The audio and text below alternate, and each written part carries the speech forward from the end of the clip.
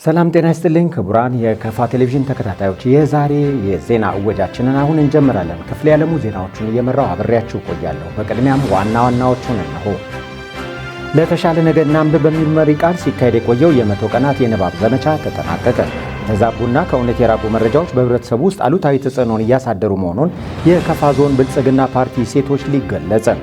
በከፋ ዞን ደረጃ የ2016 ዓ.ም የአረንጓዴ አሻራ ልማት ችግኝ ተከላ ማስጀመሪያ ፕሮግራም በገዋታ ወረዳ ተካሄደ።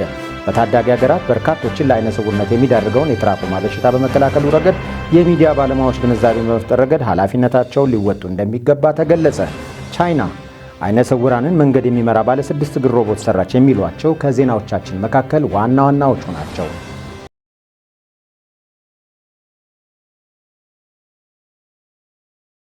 አሁን ወደ ዝርዝሮቹ እናልፋለን።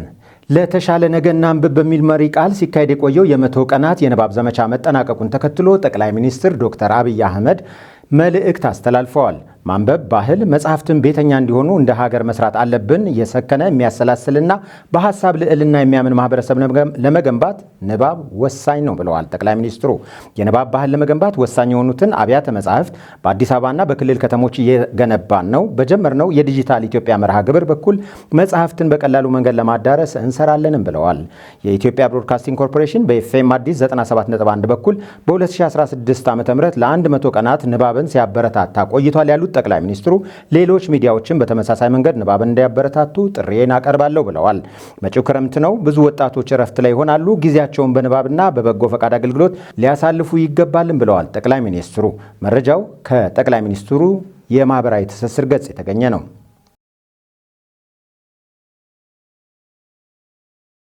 የተዛቡና ከእውነት የራቁ መረጃዎች በህብረተሰቡ ውስጥ አሉታዊ ተጽዕኖ እያሳደሩ መሆኑ ተገለጸ። የከፋ ዞን ብልጽግና ፓርቲ ሴቶች ሊግ ኮሚኒኬሽንና ሚዲያ ለውጤታማነት በሚል መሪ ቃል ለዞኑ ሴት አመራሮች የአቅም ግንባታ ስልጠና እየሰጠ ነው። ስለ ዘገባው የባልደረባችን ሰለሞን ተሰማ ነው። ብሩክታይት ብርሃኑ በተከታዩ መንገድ ታቀርበዋለች። በዚሁ መድረክ የመክፈቻ ንግግር ያደረጉት የዞኑ ብልጽግና ፓርቲ ሴቶች ሊግ ኃላፊ ወይዘሮ እታገኝ ወልዴ የተዛቡና ከእውነት የራቁ መረጃዎች በህብረተሰቡ ውስጥ አሉታዊ ተጽዕኖ እያሳደሩ መሆኑን ተናግረዋል። በዚህም ሳቢያ የሚያደርሱትን ተጽዕኖ ለመቀነስና ግንዛቤን ለመፍጠር በማቀድ ኮሚኒኬሽንና ሚዲያ ለውጤታማነት በሚል መሪ ሀሳብ መድረኩ መመቻቸቱን ገልጸዋል። በመድረኩ የተገኙት የዞኑ ብልጽግና ፓርቲ ቅርንጫፍ ጽህፈት ቤት ኃላፊ አቶ አጥናፉ ኃይሌ በበኩላቸው ፓርቲያቸው የጋራ እሴት ያላቸው ህዝቦችን ሀገር ለመገንባት ሌት ተቀን እየሰራ መሆኑን ተናግረዋል። የፓርቲው ዓላማ ከግብ ይደርስ ዘንድ አባላቱና አመራሩ ጠንክረው መስራትና በማህበራዊ ሚዲያዎች የሚተላለፉ የሐሰት መረጃዎችን በማጥራት ሊታገሉ እንደሚገባም አሳስበዋል። የታቀዱ ተግባራትን ከግብ በማድረስ የመልካም አስተዳደርና የኢኮኖሚ ጥያቄዎችን በተገቢው መንገድ ለመመለስ ሴቶች አይነተኛ ሚና ያላቸው በመሆኑ በመረጃዎች ላይ የጠራ ግንዛቤ እንዲኖራቸው አቅማቸውን ማጎልበት አስፈላጊ እንደሆነም አብራርተዋል። የካፋ ዞን ዋና አስተዳዳሪ አቶ እንዳሻው ከበደ የአቅም ግንባታ ስልጠናውን ያዘጋጀውን የዞኑ ብልጽግና ፓርቲ ሴቶች ሊግ አመስግነው ሚዲያ በአንድ ጊዜ በብዙ አካባቢ ተደራሽ እንደመሆኑ መጠን የተዛባ መረጃ ይዞ በሚወጣበት ወቅት ህብረተሰቡን ወዳልተፈለገ አቅጣጫ የሚመራ በመሆኑ የሚዲያ አጠቃቀም ስልቶቻችን ጥንቃቄ በተሞላበት ሁኔታ ሊሆኑ ይገባል ብሏል። ሚዲያ ሀገርን የሚገነባና ተጨባጭ የሆኑ መረጃዎችን የሚያደርስ እንደመሆኑ መጠን የተዛቡ መረጃዎች በሚወጡበት ጊዜም የሚያስከትሉት መዘዝ ከባድ ነው ሲሉም አክለዋል። ዞኑ ሴቶችን በማብቃት በፖለቲካ ውስጥ ንቁ ተሳታፊ እንደሆኑና ወደ አመራር ሰጭነት እንዲመጡ ለማስቻል እየሰራ እንደሆነም አቶ እንዳሻው በዚሁ ጊዜ አብራርተዋል። በዚህ የግንዛቤ ማስጨበጫ መድረክ ላይ ለውይይት የሚሆኑ ሰነዶችን የዞኑ ብልጽግና ፓርቲ የፖለቲካና የህዝብ ግንኙነት ዘርፍ ኃላፊና የመንግስት ረዳት ተጠሪ በሆኑት አቶ ታከለ ታምሩና የአደረጃጀት ዘርፍ ኃላፊና የመንግስት ረዳት ተጠሪ በሆኑት በወይዘሮ ጽዮን ታየ ቀርበው ውይይት እየተደረገበት ነው። በአረንጓዴ አሻራ ልማት ችግኝ መትከል ብቻ ሳይሆን የተተከለው መጽደቅ እንዲችል መከታተልና መንከባከብ እንደሚገባ ተገለጸ።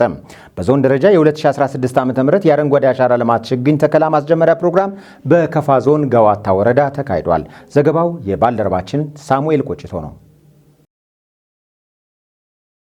መርሃ ግብሩን አስመልክቶ ንግግር ያደረጉት የወረዳ ዋና አስተዳዳሪ አቶ አረጋው ኃይሌ በወረዳው በዘንድሮ አረንጓዴ አሻራ ልማት ከ5 ሚሊዮን ችግኝ በላይ ለመትከል የታቀደ መሆኑን ገልጸው ከዚህ ቀደም ቡናና ፍራፍሬን ጨምሮ የተለያዩ ምርቶችን ለገበያ ያቀረቡ መቆየታቸውን ተናግረዋል። በ2016 በበጋ በክረምት በአንድ ቀን ጀንበር እንተክላለን ብለን ያቀርነው ወደ 5,025,000 ችግኞችን እንተክላለን ብለን አቅደን ተነስተናል።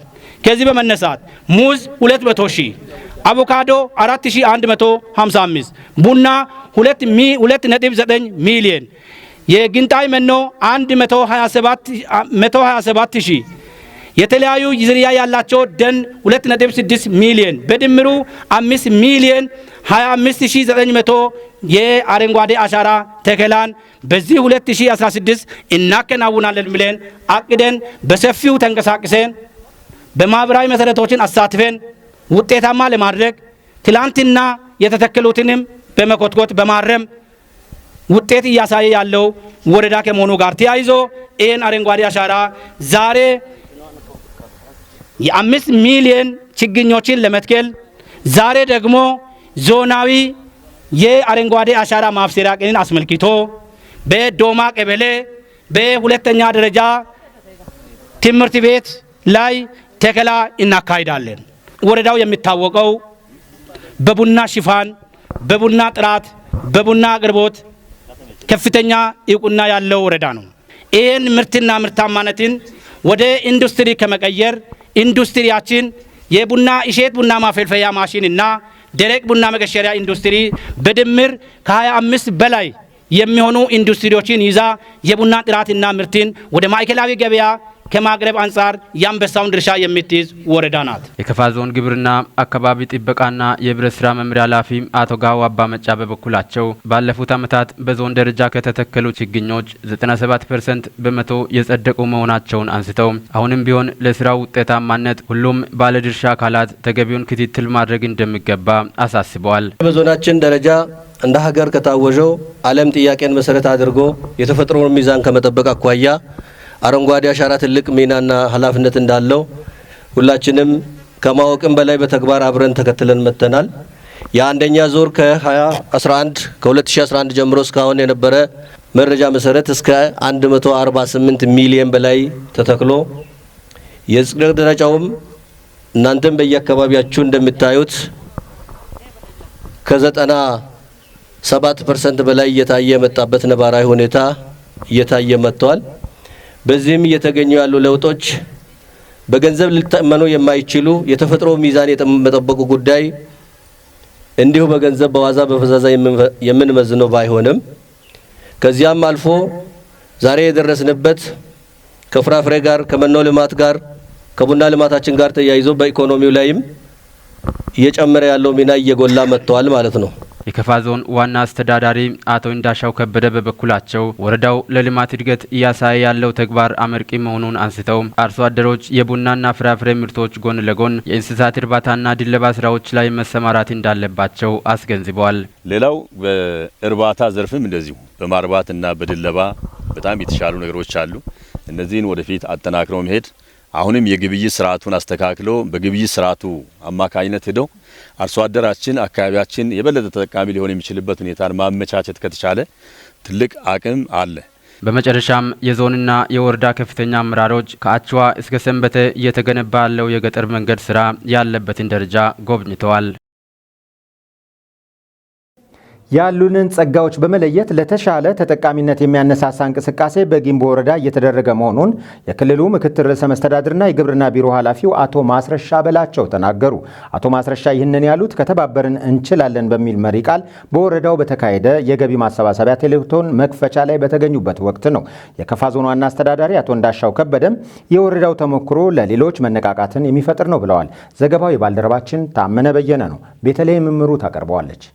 የገቢ ማሰባሰቢያ ቴሌቶኑ የተጀመረው በካፊቾ የባህል አባቶች ምረቃ ሲሆን በመድረኩ ተገኝተው ንግግር ያደረጉት ደግሞ የክልሉ ርዕሰ መስተዳድርና የግብርና ቢሮ ኃላፊው አቶ ማስረሻ በላቸው ናቸው። ለ15 ቀናት በሚዛን አማን ከተማ ሲካሄድ በሰነበተው የክልሉ የእግር ኳስ ክለቦች የሻምፒዮና ውድድር ከአንደኛ እስከ 3ኛ ደረጃ ከወጡት የዞኑ ክለቦች መካከል በሁለተኝነት ያጠናቀቀው የጊምቦ ዳድበን ቡድን መሆኑን ያነሱት አቶ ማስረሻ ይህም ዕለቱን የተለየ ያደርገዋል ብለዋል። በጊምቦ ወረዳ ዋና ከተማ ኡፋ ላይ ሁሉንም ያሰባ ያሰባሰበው ኩነት በወረዳው የተጀማመሩ በጎ ጅምሮች መኖራቸው መሆኑን ያወሱት አቶ ማስረሻ የወረዳውን አጠቃላይ ሁኔታ ከልማት ጋር ባለው አስተሳሰብ በማስተሳሰር ታሪካዊ ዳራውን ዳሰዋል። አቶ ማስረሻ በዚህ ንግግራቸው ያሉንን ጸጋዎች በመለየትና ያንኑ በእውቀት መምራት የሚችል የሰው ኃይል እስካለ ድረስ ይህንን ተግባር ላይ ማዋል ከቻልን የዞን የክልሉንና ብሎም የሀገሪቱን ልማት ማፋጠን ይቻላልም ብለዋል። በመሆኑም ከጊምቦ ወረዳ የተመለከትነው ተሞክሮ ቀላል ግምት የሚሰጠው አይደለም ነው ያሉት አቶ ማስረሻ። የካፋ ዞን ዋና አስተዳዳሪ አቶ እንዳሻው ከበደ በበኩላቸው ከዚህ ቀደም ከካፋ ዞን የሚነሱ ችግሮች ሁሉ የሚያጠነጥኑት ከመንገድ መሰረተ ልማት ጋር ባሉት ጉዳዮች ዙሪያ ስለመሆኑ አንስተዋል። በተለይ ከመንግስት እየወረደ ያለው ውስን በጀት የህዝቡን የመልማትና የመሰረተ ልማት ጥያቄን የሚመልስ ሆኖ አልተገኘም ያሉት አቶ እንዳሻው በዞኑ እንደ አይነተኛ መፍትሄ የተወሰደው ህዝቡን በማስተማር በልማቱ ውስጥ ተሳታፊ እንዲሆን ማስቻል ነው ሲሉ አብራርተዋል።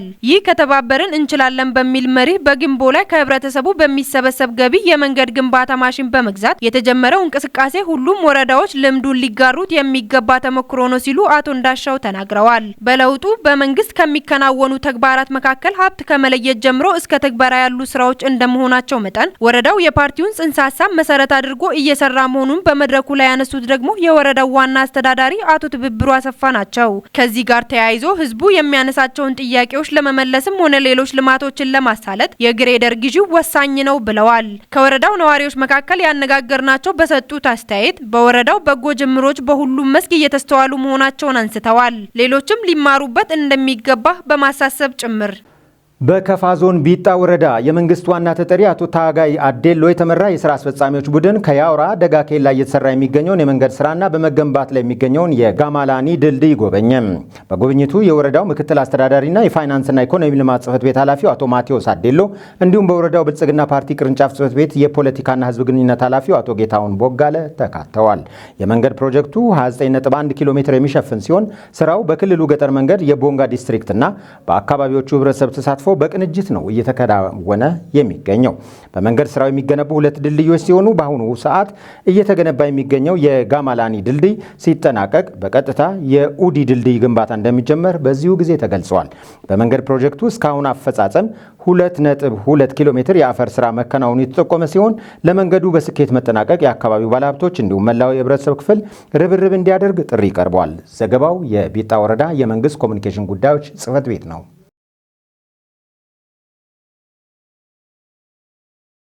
በታዳጊ ሀገራት በርካቶችን ለአይነ ስውርነት የሚዳርገውን የትራኮማ በሽታ በመከላከሉ ረገድ የሚዲያ ባለሙያዎች ግንዛቤን በመፍጠር ኃላፊነታቸውን ሊወጡ ይገባል ተባለ።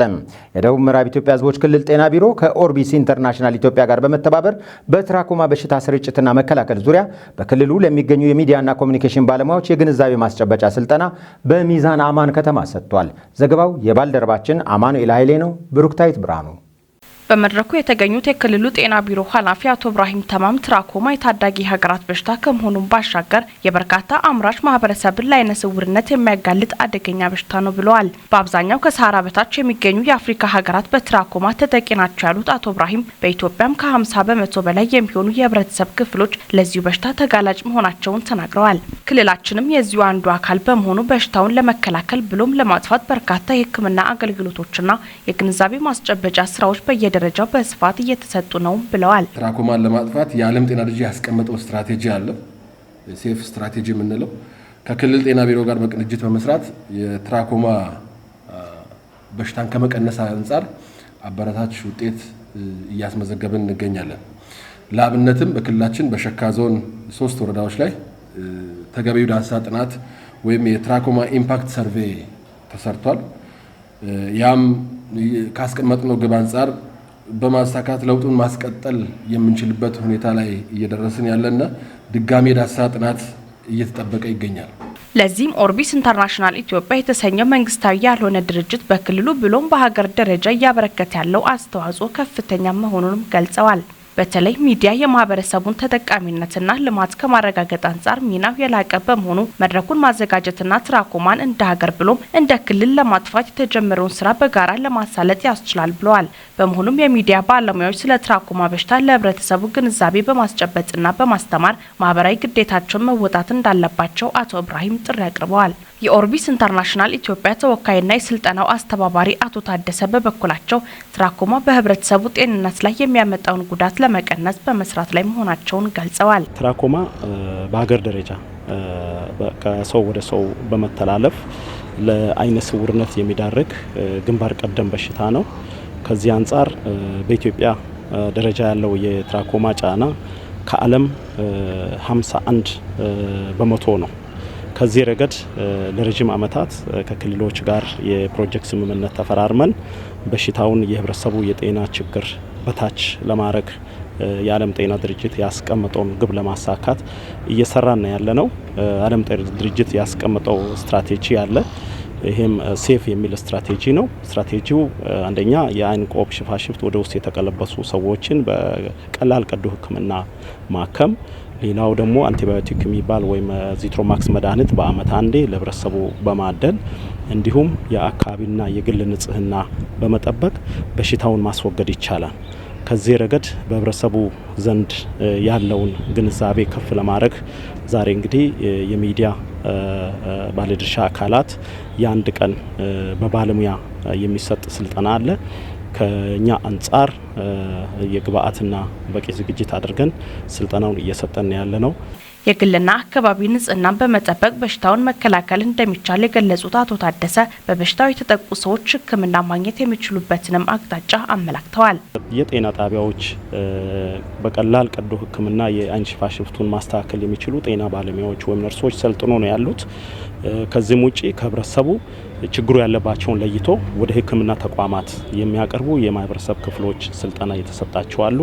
ከዚህ ረገድ በየወረዳው ጤና ሴክተር ላይ ያሉ ባለሙያዎች ይህንን የተኛው ጤና ጣቢያ ላይ ማን ነው የሰለጠነው፣ ምን ግብአት ያስፈልጋል የሚለውን በአዲስ አመት ያልሞላ ፕሮጀክትም ስምምነት ተፈራርመን ከክልሉ ጋር እየሰራን እንገኛለን። በመድረኩም ስለ ትራኮማ በሽታ መንስኤና መፍትሄ እንዲሁም በልማታዊ ጋዜጠኝነት ዙሪያ ጥናታዊ ጽሑፍ በወይዘሮ ሀሲያሊ ቀርቦ ሰፊ ውይይት የተደረገበት ሲሆን የክልሉ ኮሚኒኬሽን ምክትል የቢሮ ኃላፊና የኮሚኒኬሽን ሚዲያ ዘርፍ ኃላፊ ወይዘሮ በረከት ኢዮብን ጨምሮ የዞን ኮሚኒኬሽን ኃላፊዎችና ባለሙያዎች እንዲሁም የሚዲያ ባለሙያዎች ተገኝተዋል።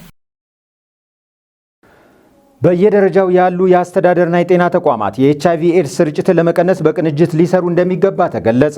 በክልሉ የኤችአይቪ ኤድስ ስርጭትን ለመቀነስ በተሰሩ ስራዎች ዙሪያ የክልሉ ጤና ቢሮ ከባለድርሻ አካላት ጋር ምክክር አካሂዷል።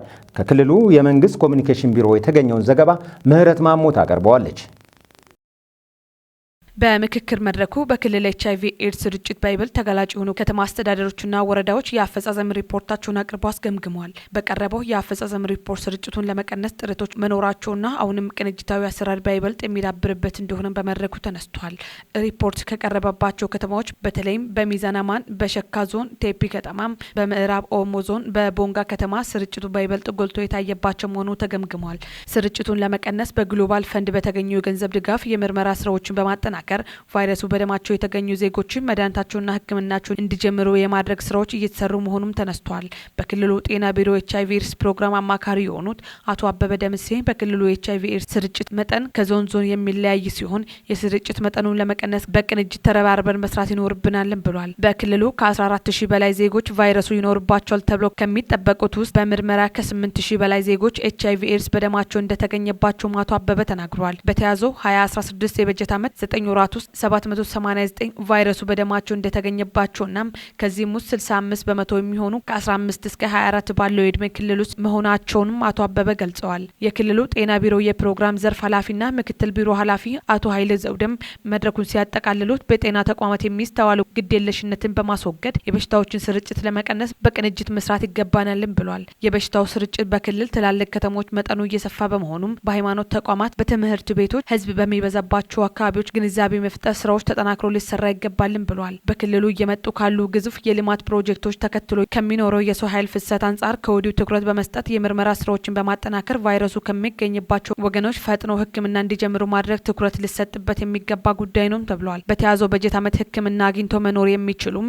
64 ዜጎች በ10 ወራት ውስጥ መድኃኒታቸውን በአግባቡ እንዲጠቀሙ ባለመደረጉ መሞታቸውንም አብራርተዋል። የኤችአይቪ ኤድስ ስርጭትን ለመቀነስ የሚደረገው ሁሉ አቀፍ ርብርብ ባለድርሻ አካላት ከመቼውም ጊዜ በላይ በላቀ በቅንጅት መስራት እንደሚገባቸውም አቶ ኃይሌ አሳስበዋል። በኤችአይቪ ኤድስ ተጋላጭነታቸው የሚበዛባቸው አካባቢዎች የተዘጋጀው የአፈጻጸም ሪፖርት ግምገማ የተለያዩ አስተያየቶችና ጥያቄዎች ቀርበው ምላሽ በመስጠት መድረኩ ተጠናቋል። የውጭ ዜና። ቻይና አይነ ስውራንን በመንገድ የሚመራ ባለ 6 እግር ሮቦት ሰራች። በቻይና ከ17 ሚሊዮን በላይ አይነ ስውራን እንደሚገኙ መረጃዎች ይጠቁማሉ። ባለ 6 እግሩ ሮቦት ከሰዎች በሚሰጠው የድምፅ ትዕዛዝ ያለምንም ችግር መጓዝ ይችላል ተብሏል። አቤኔዘር ጌታቸው።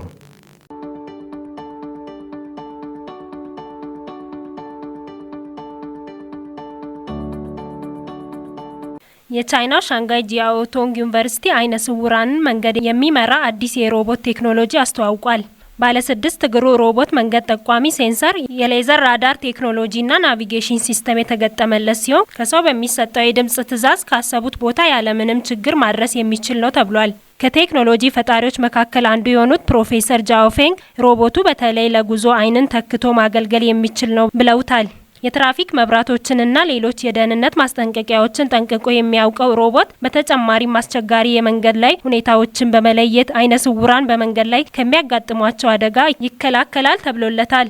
ሮቦቱ በሚኖርበት ከተማ ላይ ያሉ ቤተ መጻሕፍቶች፣ የመንግስት ተቋማት፣ ቤተ እምነቶችና ሌሎችንም በኢንተርኔት አማካኝነት መዝግቦ የሚያስቀምጥ ሲሆን ከሰዎች በሚሰጠው ትዕዛዝ መሰረት መጓዝ የሚችል ነው። የቴክኖሎጂ ባለቤቶች ሮቦቱ የተገጠሙለትን 6 እግሮች መሰናክሎችን፣ የማይመቹ መንገዶችን እና ደረጃዎችን ያለ ችግር እንዲጓዝ ያደርጉታል ብለዋል። ከዚህ ባለፈም በተመጠነ የጉዞ ፍጥነት በሰከንድ 3 ሜትሮችን መጓዝ የሚችል ሲሆን እንደ አስፈላጊነቱ ባለቤቱ በሚፈልገው የጉዞ መጠን እንዲፈጥን አሊያም እንዲዘገይ የሚነገረውን ትዕዛዝ ይቀበላል። በተጨማሪም አይነ ስውራን የጤና ችግርና ድንገተኛ አደጋ ሲያጋጥማቸው በተገጠመለት አላርም የእርዳታ ጥሪ ማድረግ ይችላል። እንደ ሲጂቲኤን ዘገባ ከሆነ በቻይና 17.31 ሚሊዮን አይነ ስውራን የሚገኙ ሲሆን በተለምዶ አይነ ስውራን ከሚጠቀሙት መንገድ ጠቋሚ ብትር ወይም ኬን ባለፈ የሰለጠኑ ውሾችን ለመንገድ መሪነት ይጠቀማሉ። ሆኖም በአሁኑ ወቅት በቻይና የሚገኙ የሰለጠኑ ውሾች ቁጥር 40 ሺህ ብቻ ነው። እነዚህ ውሾች ለስልጠናና ተያያዥ ጉዳዮች ከሚጠይቁት ወጪ አንጻር አዲሱ የሮቦት ቴክኖሎጂ ወደ ገበያ ሲገባ ተመራጭ እንደሚሆን ተነግሯል። ሮቦቱ በአሁኑ ወቅት የመስክ ሙከራ ላይ ሲሆን ዩኒቨርሲቲው ለገበያ ገና ባያቀርበውም 20 ትዕዛዞችን መቀበሉን ገልጿል። በዓለም አቀፍ ደረጃ 50 ሚሊዮን አይነ ስውራን እንዳሉ ይነገራል። ከዚህም ውስጥ 85 በመቶዎቹ ቢያንስ በወር አንድ ጊዜ የተለያዩ አደጋዎች ያጋጥሟቸዋል።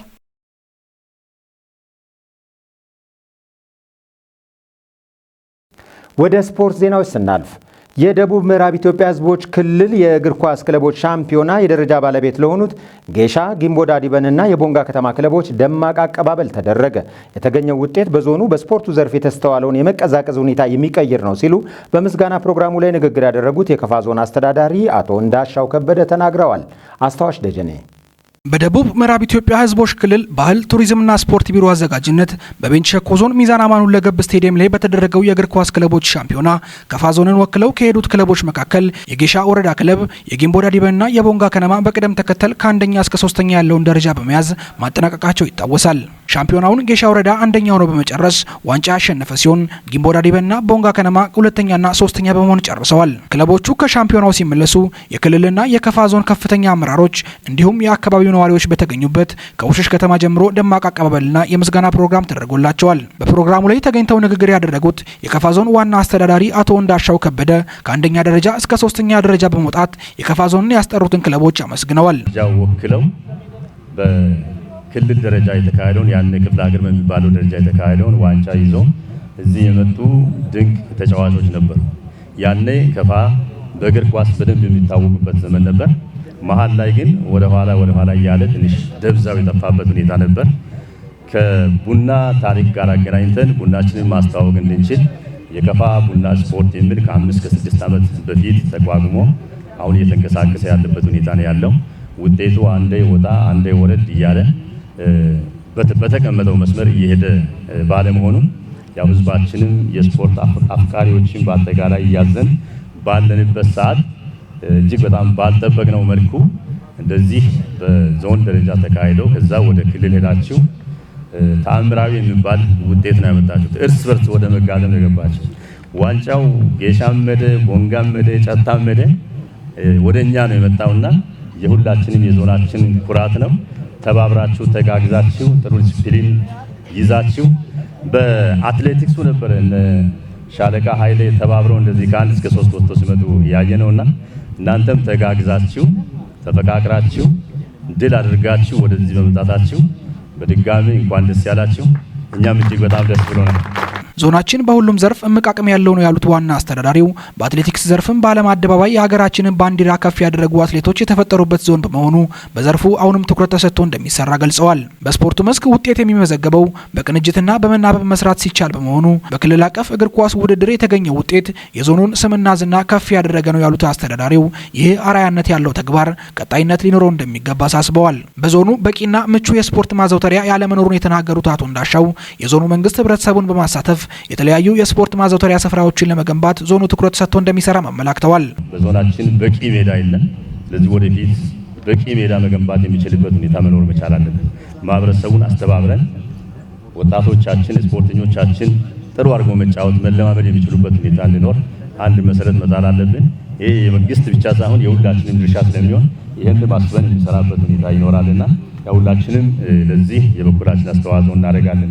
ዞኑ በሻምፒዮናው ውጤት ላመጡ ክለቦች ሽልማት የሰጠ ሲሆን አንደኛ ደረጃ ለወጣው ለጌሻ እግር ኳስ ክለብ የ200 ሺህ ብር፣ ሁለተኛ ደረጃ ለወጣው ለጊምቦ ዳዴበን እግር ኳስ ክለብ የ150 ሺህ ብር እንዲሁም ሶስተኛ ደረጃ ለወጣው ቦንጋ ከነማ የእግር ኳስ ክለብ የ100 ሺህ ብር ድጋፍ አበርክቷል። ክቡራን ተመልካቾች ከከፋ ቴሌቪዥን ለሰዓቱ የያዝናቸው ዜናዎች የእስካሁኖቹ ነበሩ። ዜናዎቹን እየመራው ክፍለ ያለሙ አብሬያችሁ ቆየው። ቀሪ የጣቢያችን መሰናዶች ይቀጥላሉ። በእኔ በኩል ሰላም።